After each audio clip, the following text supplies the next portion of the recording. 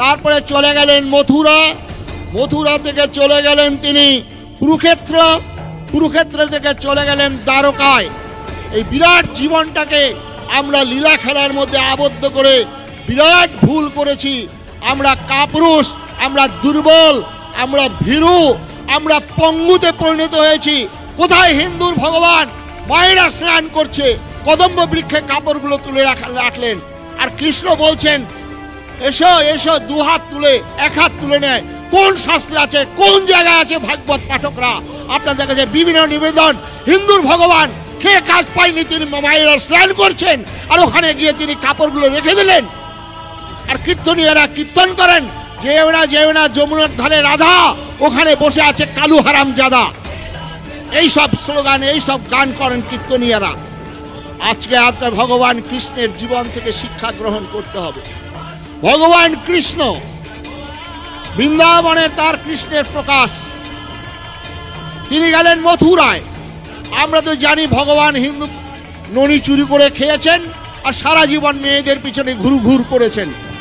এই ভগবান শ্রীকৃষ্ণ তিনি যখন মথুরায় যাবেন, সেখানে প্রথম পাগলা হাতি, কুবলয় হস্তি, কুবলয় হস্তি দু ভাই, 11 আর 12 বছরের দুটি যুবক হাতির দাঁত ধরে তুলে দিলেন, চিৎপাত করে দিলেন।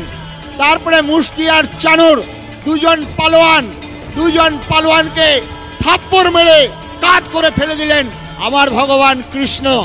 এই ভগবান কৃষ্ণ, কুরুক্ষেত্রের যুদ্ধ শুরু হলো। স্বামীজি বলছিলেন, আমাদের সংযুক্তানন্দ স্বামীজি, অর্জুন যুদ্ধ করবেন না, আবার সেই রকম বলছেন আমার হাত ছিদন্তি মম গাত্রাণী, হাত কাঁপছে, পা কাঁপছে। এর মধ্যেই ভগবান কৃষ্ণ ভারত আত্মা উপস্থিত হলেন। ন্যাকামি করো না অর্জুন, ভণ্ডামি করো না অর্জুন, অস্ত্র হাতে নাও, যুদ্ধ করো।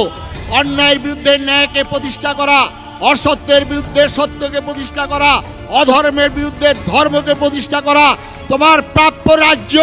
আর এই রাজ্য উদ্ধার করার জন্য তোমাকে ছল, তোমাকে কৌশল, তোমাকে প্রয়োজন হলে বল প্রয়োগ করতে হবে।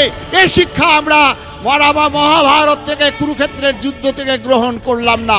কুরুক্ষেত্রের যুদ্ধে হিন্দুর ভগবান সেদিন মিথ্যা কথা বলাচ্ছেন।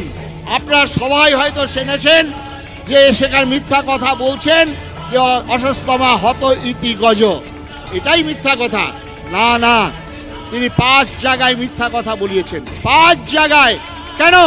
লক্ষ্য তার ধর্মরাষ্ট্র সংগঠন, লক্ষ্য তার ন্যায়, লক্ষ্য তার রাজ্য উদ্ধার। তার জন্য তাকে মিথ্যা কথা বলার